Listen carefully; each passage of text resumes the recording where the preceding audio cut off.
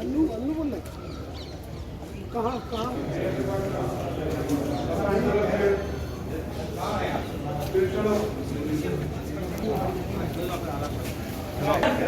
पहले घर जाए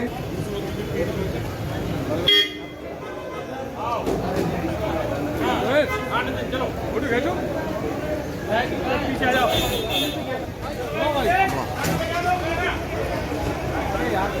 आगे आ जाओ क्या मैं गाड़ी के नीचे आ जाओ अरे क्या आप देख सकते हैं कि इस समय भारतीय जनता पार्टी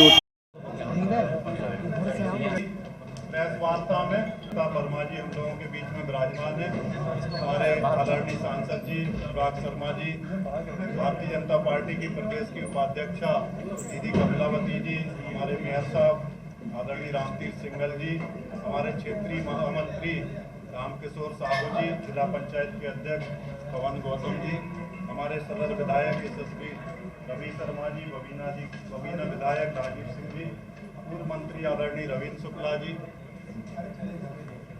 जिलाध्यक्ष जी हमारे आदरणीय यमुना प्रसाद कुशवाहा जी, संजीव सिंह जी, आदरणीय जिलाधिकारी महोदय, आदरणीय एसपी सिटी साहब, सभी लोग हमारे बीच में उपस्थित हैं। सभी इलेक्ट्रॉनिक मीडिया और प्रिंट मीडिया बंधुओं का आज की पत्रकार वार्ता में स्वागत है, वंदन है, अभिनंदन है।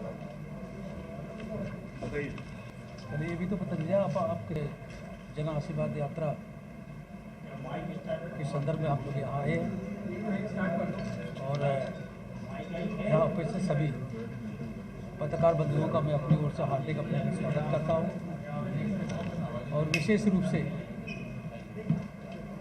हमारी जो जन आशीर्वाद यात्रा है उसके पीछे सिर्फ ध्येय ये है कि केंद्र और प्रदेश की सरकार ने अपनी जो योजनाएं दी हैं उन योजनाओं के माध्यम से वो लाभार्थी है जो गरीब बिल्कुल पिछले निचले स्तर पर है उसे ये लाभ कैसे पहुँचे, क्योंकि अधिकांश जो योजनाएं हैं कुछ लोगों को यही पता नहीं कि योजनाएं क्या हैं और उसी की वजह से कुछ हम लोग देखते हैं कि भ्रांतियाँ समाज के बीच फैलती हैं। हम लोगों ने कुछ समय पहले ये भी देखा था कि केंद्र की सरकार ने एक भूमि अधिग्रहण बिल लाई थी, उसका बेहद विरोध किया गया था, लेकिन उसके विरोध के पीछे कुछ नहीं था। आज वो किसान बंधु उसका लाभ ले रहे हैं और उसका लाभ होके उसी कानून को आज मान रही समाज। विशेष रूप से एक और हमारे जितने भी सब नए मंत्री बने हैं, नए मंत्रियों में जो एससी के बने हैं, एसटी के बने हैं, ओबीसी के बने हैं और हाईकास्ट में भी युवा, सबसे ज़्यादा युवा मंत्री बने हैं। उनको हम लोगों को शपथ लेने के बाद लोकसभा में परिचय होना चाहिए था, लेकिन लोकसभा में आज गिरती हुई राजनीति की वजह से जो कुछ दल ऐसे हैं कि उन्होंने जानबूझकर ये विरोध किया।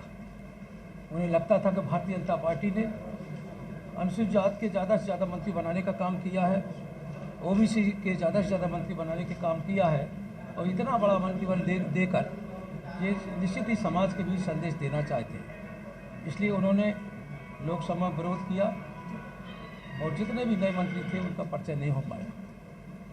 इस तारतम्य को लेकर भी हम जन आशीर्वाद यात्रा के रूप में जनता के बीच आए हैं, अपने कार्यकर्ताओं के बीच आए हैं, अपने शुभचिंतकों के बीच आए हैं कि उनके साथ मिलके हमारी जो योजनाएं हैं उन योजनाओं का लाभ जनता को सीधे मिल सके। विशेष रूप से मैं देश के यशस्वी प्रधानमंत्री जी का आभार व्यक्त करना चाहता हूं कि उन्होंने बुंदेलखंड से मुझे अपने कैबिनेट में जगह दी, अपने मंत्रिमंडल में जगह दी और उन्होंने केंद्र में राज्य मंत्री के रूप में मुझे शपथ दिलाई और शपथ दिलाने के बाद उन्होंने एक ऐसा विभाग दिया है जो विभाग को शायद अधिकांश लोग कम जानते होंगे, क्योंकि एएमएस, एमई एक ऐसा विभाग है जिससे सुनने के बाद आदमी को लगता है ये विभाग कैसा होगा, क्योंकि वो सूक्ष्म लघु और एक मध्यम उद्यमी मंत्रालय है। उसके अंतर्गत वो सारे व्यवसाय आते हैं जो गरीब लोग उस व्यवसाय को करते हैं। बड़ी बड़ी एजेंसियां हैं, बड़ी बड़ी फैक्ट्रियां हैं, वो तो हैवी इंडस्ट्रीज के अंतर्गत आती है, लेकिन जिसका टर्नओवर 2.5 करोड़ के 2.5 लाख करोड़ के अंतर्गत 250 करोड़ के अंतर्गत होता है, वो सारी फैक्ट्रियाँ MSME के मध्यम मंत्रालय के अंतर्गत आती हैं। विशेष रूप से अभी हम ललितपुर गए थे, वहाँ एक यूनिट, एक क्लस्टर लगा था, उसका हम लोग वो स्तर निरीक्षण करके आए हैं। और ऐसे ही बुंदेलखंड में हम चाहते हैं कि ज़्यादा से ज़्यादा हमारे विभाग का किसानों को जो अपना गेहूँ तुरंत बेच देते हैं, फल पैदा करते हैं उसे बेच देते हैं, वो उसे रख के अच्छे दाम कमा सकें और अपनी आय को बढ़ा सकें। और यहाँ भी हम लोग देख रहे हैं कि इस बुंदेलखंड के अंतर्गत अभी हम लोगों को करीब 13,000, 5 साल में 13,416 रोजगार प्रदान किए गए।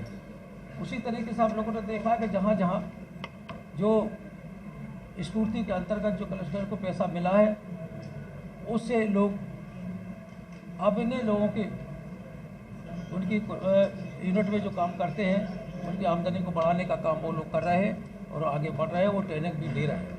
विशेष रूप से एक चीज़ और हमारे बीच जो आई है, हम लोगों ने जैसे ही मंत्रालय के कामकाज को संभाला और संभालने के बाद विभाग की सारी चीज़ों को देखा, तो एक चीज़ हम लोग के सामने आई, क्योंकि यहाँ बुंदेलखंड में अन्ना पशु प्रथा ज़्यादा है और उस अन्ना पशु प्रथा की वजह से किसानों को बेहद परेशानी होती है।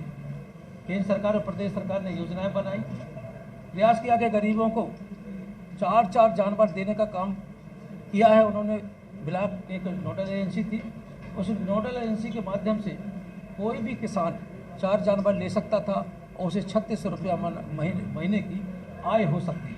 उसके साथ साथ एक और हमारे विभाग में जो गोबर है, गाय का गोबर है, उस गोबर के माध्यम से पेंट बनाने का काम इस विभाग ने किया है। हम लोग सबसे ज़्यादा से ज़्यादा पेंट का उपयोग करते हैं और वो पेंट होगा जिस पेंट को मकान में पुताई करने के बाद व्यक्ति तुरंत पुताई करने के बाद अपने कमरे में जा सकता है, सो सकता है। जबकि और हम लोग देखते हैं जो ब्रांड हैं, जो पेंट्स हैं, उन पेंट की वजह से हम लोग एक दिन तक 2 दिन तक बाहर रहते हैं, इसके बाद उस कमरे में सोते हैं। इस विभाग ने ढेर सारी योजनाओं के माध्यम से गरीब लोगों को, अभी तो ये रेवड़ी वाले, पटरी वाले और छोटे छोटे जो हैं उन यूनिटों को वो अपने अंदर लिया है और निश्चित गरीबों को इससे राहत मिलेगी और हम लोग ज़्यादा से ज़्यादा उन्हें सहायता दिलाने का काम करेंगे, उन्हें लोन दिलाने का काम करेंगे, जिससे उनकी आय दुगनी हो सकेगी और अपने परिवार को वो अच्छी तरह से चला सकेगी। धन्यवाद। तुरंत ही उस विधायक से कहते हैं कि आप अगले चुनाव की तैयारी करिए, और वो विधायक अपने चुनाव की तैयारी प्रारंभ कर देता है। उसके साथ साथ संगठन भी काम करता है। उसी दृष्टि से आज हम लोग संगठन का भी काम देख रहे हैं और विधायकों में भी काम देख रहे हैं कि आने वाले समय में अभी हमारे पास बुंदेलखंड में 19 की जो सीटें थी, 19 की 19 सीटें भारतीय जनता पार्टी के पक्ष में से, आने वाले समय में 19 की 19 सीटें फिर भारतीय जनता पार्टी के पक्ष में होगी। ये हमारा बात। मंत्री जिस रास्ते से आप आए उसमें BHEL बढ़ता है, वहाँ 2 दिनों से आंदोलन चल रहा है, उसके बारे में कुछ जानकारी है आपको? क्या समस्या है वहाँ की? हम वहाँ से निकल के आए थे, हमने उनसे कहा कि लिख के हमें दीजिए, कम से कम लिख के दीजिए, क्योंकि इतनी भीड़, हमारी यात्रा अभी यहाँ से जाके महोबा तक जानी थी। मैंने कहा मुझे जानकारी नहीं थी, और पहले निकल के थोड़ी सा और नहीं, शनिवार तक उस समस्या का समाधान होगा। हम लोग उसमें चिंता भी कर रहे हैं और वहाँ उनकी जो भी समस्या होगी उस पर हम लोग चिंता करके उसे निपटाने का प्रयास करेंगे। मंत्री जी, डिफेंस कॉरिडोर को लेकर बात चल रही थी, 7.5 जितने भी बड़े इन्वेस्टर आ रहे हैं सब भाग जा रहे हैं वापस, कोई नहीं आ रहा है, क्यों नहीं आ रहा? नहीं, उसमें है क्या, जो डिफेंस कॉरिडोर में, हाँ डिफेंस कॉरिडोर हमारे एरस में है ना, एरस में ही बना है उसका। नहीं, उसमें बहुत से आपकी जानकारी है कई कंपनियां आई और चली गई, वापस मना कर दिया उन्होंने। नहीं आ रही हैं, उसमें कंपनियां काम कर रही हैं, टेक्निकल काम। PSU है सर हाँ, हैदराबाद। CSU हैदराबाद की वो काम कर रही है और हम लोग के सामने भी आ रही है। हम लोग उसकी भी चिंता कर रहे हैं क्योंकि MSME ने एक सीनेट किया था लखनऊ में, उसमें कुछ कंपनियां आई थी। ये हम लोग यहाँ से दौरा करने के बाद फिर जाएंगे तो जितनी कंपनियां आई थी जिन्होंने वादा किया था कि हम यहाँ आके अपनी व्यक्ति को लगाएंगे और देखेंगे सारी जगह, हम लोग उन्हें बुला के वार्ता भी कर रहे हैं जिससे जल्दी से जल्दी हमारे जो बुंदेलखंड हमारा जो डिफेंस कॉरिडोर है वहाँ काम तो जमीन खरीदने का काम, जमीन तो अभी तक कर ली गई है लेकिन और भी फैक्ट्रियाँ आ सकें हम जो वहाँ काम कर सकें। मंत्री जी, आपके क्षेत्र का एक बड़ा मामला और था, एलएच बांध की 4.5 साल से घोटाले की जांच चल रही है। आप लोग कितने लोग उसमें जेल भिजवा पाए, क्योंकि आपकी पार्टी के विधायक ने सवाल उठाया था। 4.5 साल में आपने कितने लोगों को जेल भेजा और कौन सा करप्शन आपने आइडेंटिफाई किया? है क्या? जी सर। जब कोई जांच होती है और इसमें पैसे का घपला होता है तो कुछ एजेंसियां काम करती हैं। IOW है वो जांच कर रही है, एक विंग है जो इसमें जांच एजेंसी है IOW जो एजेंसी है वो काम कर रही है और जांच करने के बाद जैसी रिपोर्ट आएगी उनके खिलाफ कार्रवाई होगी। मंत्री जी 2022 में आपका विजन क्या रहेगा? क्या चुनाव में आपको बड़ा चुनाव होने वाला है, ऐसे में बुंदेलखंड में प्रमुख कार्य क्या क्या हो जिसको लेकर आप जाएंगे? नहीं, बिल्कुल हम लोग तो काम कर ही रहे हैं। बुंदेलखंड में आपने देखा होगा 2017 के चुनाव के बाद कितनी तेज़ी के साथ बुंदेलखंड में काम हुए हैं। देख रहे हो अपना Bundelkhand expressway, defence corridor, हर घर में नल से जल, इतनी सारी योजनाएं जो दी जा रही है। बेसब्री से इंतजार है बुंदेलखंड के लोगों को कि कब उनके घर में नल से जल आएगा, बहुत बेसब्री से इंतजार है। क्या लगता है कि पूरा होगा तो उसमें बहुत जल्दी जल जीवन मिशन के अंतर्गत 2022 तुम्हारा आ रहा है, उसके शुरू में ये सारी चीज़ें योजना का क्रियान्वयन होगा। किसानों के लिए खास सोचा आपने, किसानों को लेकर खास सोचा है? किसानों के लिए तो हम लोग काम कर ही रहे हैं। हम लोग जब मीटिंग में जाते थे, कहीं भी किसी पब्लिक मीटिंग में पहुंचते थे, किसान वहाँ आते थे, ढेर सारी यूनिटें हम लोगों के पास आती थी और वो कहती थी हम लोगों से, अरे भाई आप लोग नेता हो के करते क्या हो, आप जनप्रतिनिधि हो, आप कुछ करते धरते नहीं हो। हम लोग पूछते क्या करना चाहिए, तो वो कहते थे जो नेता थे वो कहते थे ये बताइए, एक है हमारा चमड़े का व्यापारी है, वो जूता बनाता है, वो बनाने के बाद जो जहाँ चाहे वहाँ बेचता है। एक कपड़े का व्यापारी है, कपड़ा बनाता है, बनाने के बाद जहाँ चाहे वहाँ बेचे। मतलब व्यापारी अपना जो भी उत्पादन करता है वो देश में कहीं भी बेचता था, लेकिन एक किसान ही ऐसा था जो कहीं नहीं बेच सकता था। और ये बात किसानों के द्वारा ही हम लोगों के पास आई थी और हम ही लोगों ने अपने नेतृत्व को बताया था कि ये किसान की मांग है, ये सारी चीज़ें। उसी में कानून बनाया गया और कानून बनाया गया है कि अब वो किसान जो अपनी फसल पैदा करे वो देश के किसी भी कोने में ले जा सकता है। पहले क्या होता था मंडी के बाहर नहीं ले जा सकते। हम मंडी के बाहर क्या झांसी नहीं ले, झांसी से बाहर हम आगरा नहीं ले जा सकते थे। खानी वो बिल्कुल कानून बिल्कुल साफ कानून है, किसानों के हित के लिए कानून है। बार बार उनसे कहा जा रहा है कोई ऐसी बात हो तो हम लोग को जाके बताइए। अरे बताइए ना, उसमें दिक्कत क्या है आपको? ऐसे आकार में बैठ के किसी बात को लेके हम आपसे कहें कि आप यहाँ से आपको हम देखने नहीं चाहते। भाई क्यों नहीं देखना चाहते? देखने के पीछे कोई रीज़न होगा। आप हमसे पूछे कि रीज़न क्या है, हम रीज़न बता नहीं रहे, आपसे कहें आप निकल जाइए, क्या मतलब हो? जो किसान बैठे हैं वो रीज़न भी तो बताएं। MSP के लिए सबसे ज़्यादा खरीद हुई है, MSP पर सबसे ज़्यादा गारंटी क्यों दे रहे हैं MSP की? है आपकी सरकार लिखित में गारंटी क्यों नहीं दे रही जो किसान मांग रहे हैं? नहीं तो खरीद तो रहे हैं आपकी। आपने लिख के गारंटी मांग नहीं, आपको खरीद तो रहे हैं। आपको दिक्कत क्या है? बेचने में कोई दिक्कत आ रही है?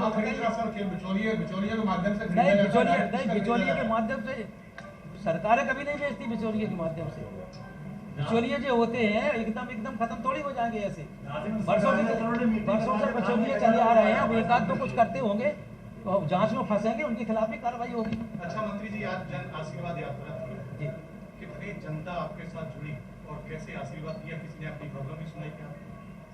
प्रॉब्लम के लिए तो अब हम लोग रंगपुर चल के यहाँ तक आए हैं, लोगों ने प्रार्थना पत्र दी है, वो हम लोगों ने रख ली है। अभी शाम को कहीं बैठेंगे तो देखेंगे उन्होंने क्या समस्या उन्होंने रखी है। लोगों ने अपनी समस्या सुनाई? हाँ, कोई किसी ने 100% जो दी है, कोई ने हमारे विभाग के थ्रू दी है, अन्य ऑन कॉल भी कोई होगी तो बैठेंगे, अधिकारी के साथ बैठ के उस समस्या का निदान करेंगे। ओके जी। धन्यवाद। धन्यवाद।